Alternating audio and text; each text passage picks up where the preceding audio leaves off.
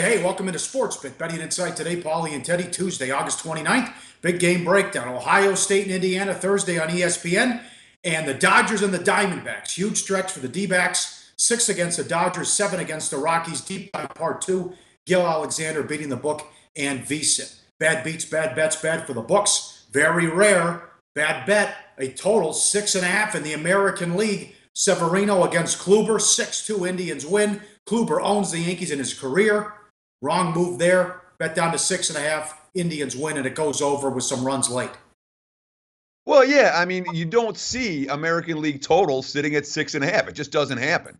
And yet, this game, the steam on the under so strong, the books had to move from 7.5 to 7 and then down to 6.5 after that to try to attract some over money. And of course, Kluber and Severino were great in that ballgame.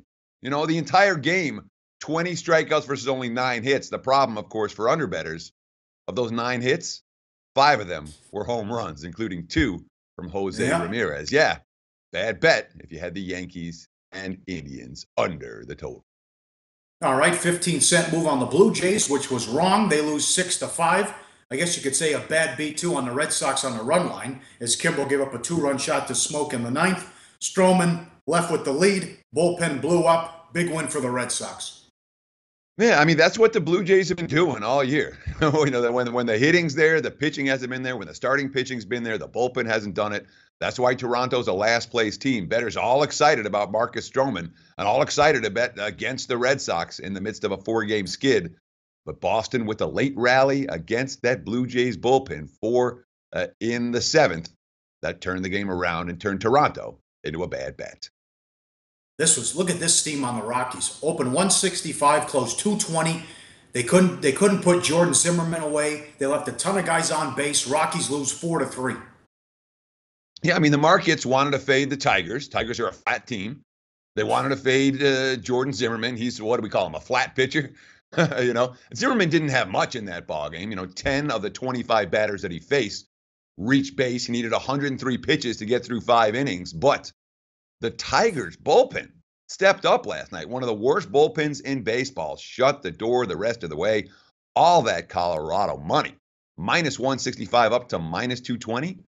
The books got to keep all of those wagers. And bad for the books. This made sense. The Rays open plus $1.15, closed the favorite, minus 115. The Royals get shut out for the 4th game in a row. 43 innings without a run. 5 short of the all-time record. They got to face Cobb tonight. Yeah, it's not easy for Kansas City right now. This is worth talking about some quotes.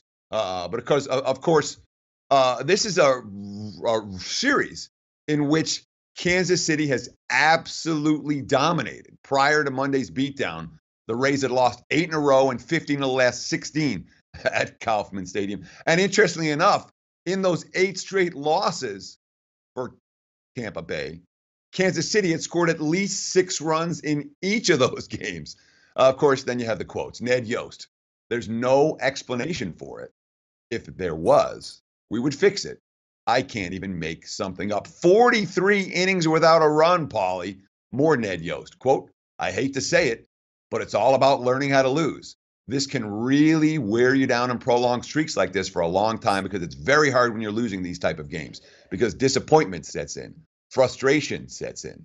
At the end of the day, if we haven't scored in 4 days, I can still look at this group knowing this group has been all in for 4 days. They played the last out for 4 games. There's nothing more I can ask for them. Worth noting, KC's the chalk again in early betting for Tuesday. Couple of news and notes in the NFL. Kiss your ass goodbye, Lions fans. They make Matthew Stafford the highest paid player in NFL history. 5-year extension, $135 million, 4-43 in his career on the road, or 4-43 in his career against teams that finished the season with a winning record, 1-21 on the road. Bad move by the Lions. Also, how much do you think the Patriots will miss Edelman, Teddy? You know, I think they're going to miss him, and Brady even said it. When it comes to the trust factor, he's got it with Julian Edelman in a way that he doesn't have it with other receivers. Edelman, he's not going to move the needle on a point spread. He's not going to move the needle on the season win total. But in terms of how good New England and what New England's upside really is this season, the loss of Julian Edelman will matter, especially with some of the inflated point spreads the Patriots are going to be asked to lay. Yeah, 55 of his catches were for first downs last year. And in the, what was it, the last 9 playoff games, he averaged 13 targets and 9 grabs. Big loss there for New England. Up next, big game breakdown. Ohio State and Indiana Thursday on ESPN, and the Dodgers and Diamondbacks on SportsBet. Betting insight today on SBRpicks.com. Go to SBRodds.com. Browse, compare, and shop live odds available at top online sportsbooks. Back on SportsBet, Betting Insight today, Pauly and Teddy. Time for a big game breakdown. As always, sponsored and powered by Bet Online. Exceptional customer service, strong promotions, and every type of wager that we're looking for out there. Check out the bonus page, sportsbookreview.com, for the latest and best offers to open a new account today. Bet Online. Thursday night, ESPN, Ohio State and Indiana. Ohio State on the road, 20.5, 58 the total. Last time these teams met, it was Urban Meyer against Kevin Wilson. Wilson was let go. He's now the OC against Ohio State. It's an awkward situation. It was mistreatment and abuse of players why Wilson was let go. Wilson, quote, "You hugged them all, you love them." And that, to me, is a tough thing because you lost relationships with kids you loved. Those kids played very hard for us, and I got a lot of respect for them. How did the Indiana players feel about him, though, Teddy? Yeah, exactly. Allegations of abuse and mistreatment. Kevin Wilson was not a well-liked guy in the Indiana locker room when he was let go as the Hoosiers head coach. This is the type of game we would expect Indiana to come with a little bit of a chip on their shoulder against the former head coach who left. I don't know if you want to call him disgrace, but it certainly wasn't a smooth exit for Kevin Wilson from Indiana. But, I mean, and this is a very different Buckeyes offense right now than the one we saw at the end of the season last year. Let's not forget how bad the Ohio State offense was down the stretch last year. They scored 21 points in the loss to Penn State, only 21. They barely escaped 17-16 against Sparty, the win over Michigan State, only 17 in that game. They scored only 1 offensive touchdown in regulation in that double OT win against Michigan, and that came on a 4-yard drive after a turnover. And they got shut out by Clemson in the playoffs. This offense didn't work last year down the stretch, and given the talent on hand, it might have been among the worst coached offenses in the country. You don't expect to hear that from any Urban Meyer team. Now we're talking Kevin Wilson, and this guy was a big-time offensive coordinator before taking the Indiana job. He worked well at Oklahoma and the Bob Stoops offense, and of course, he's got a co-offensive coordinator now in Ryan Day, who coached under Chip Kelly in the NFL for the last 2 years. Indiana was mostly good offense, terrible defense under Wilson. Now there have been some changes under Tom Allen.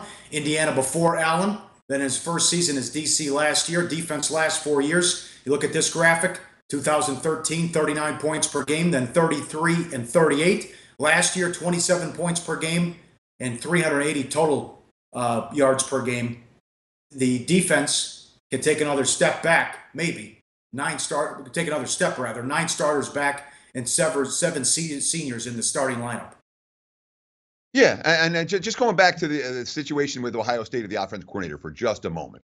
Got a real good quote from Urban Meyer talking about the addition of Kevin Wilson to that coaching staff. Quote, "He's good at what we were lacking." That's his world. That's also Ryan Day's world. So we think about Urban Meyer as a strong offensive mind. He's got some strong offensive minds around him now that have to help. But will that matter against this Indiana defense? You talked about it, Pauly. When you look at that graphic and see a defense that improved by 11 points and 130 yards per game last year. And this is a defense, Indiana's defense hasn't been good ever. And when you have 9 starters back, 7 seniors in the starting lineup, man, that could be a really good defense. The questions, however, come on the offensive side of the football for Tom Allen's team. This might be the weakest Indy offense in years. They've got 3 sophomores starting on the offensive line, no seniors, and they could be without their top wide receiver, Simi Cobbs, who has not been announced as being suspended yet. But we're talking about a guy who was suspended in the offseason on misdemeanor charges.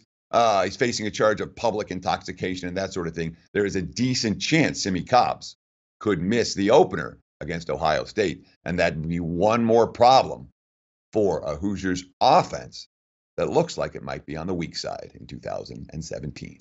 Well, and also Urban Meyer likes to run it up, and with the Wilson factor, they could try to run him out. And as far as a covering standpoint in ATS, they can rub it in and continue to try to score even if they're up 21 or 28 points. That's something that definitely matters in this one.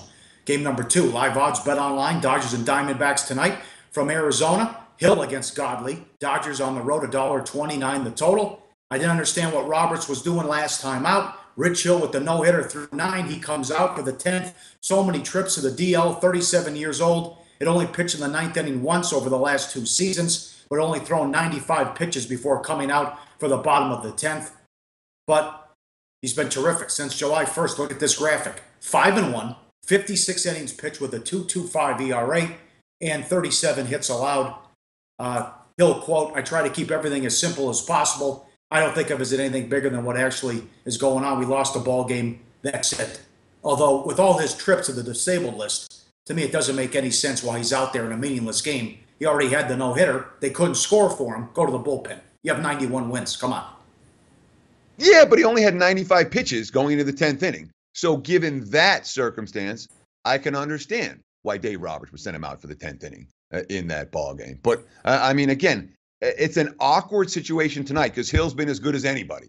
You know, you showed that graphic. When you have 72 strikeouts compared to only 49 hits and walks since July 1st, you're doing something right. When you have a 2.25 ERA and a 5-1 record and all of that. I mean, Rich Hill has been tremendous. But of course, the markets are always reluctant to get behind a guy that just lost a no-no. You know, they really are. And we see it in this price range. That being said, there may be a little bit of extra motivation for the LA Dodgers tonight after they failed to score a run for Rich Hill last time. Corey Seager, quote, "I really don't have the words for that. It just sucks that we couldn't do that for him," meaning score a run. I would anticipate we're going to see a little bit of extra spring in the Dodgers' steps offensively tonight against Zach Godley. Good job by the Diamondbacks. You're supposed to beat bad teams if you want to make the playoffs in late August. They went 7-1 against the Mets and the Giants, swept the Giants. The only loss came from Godley.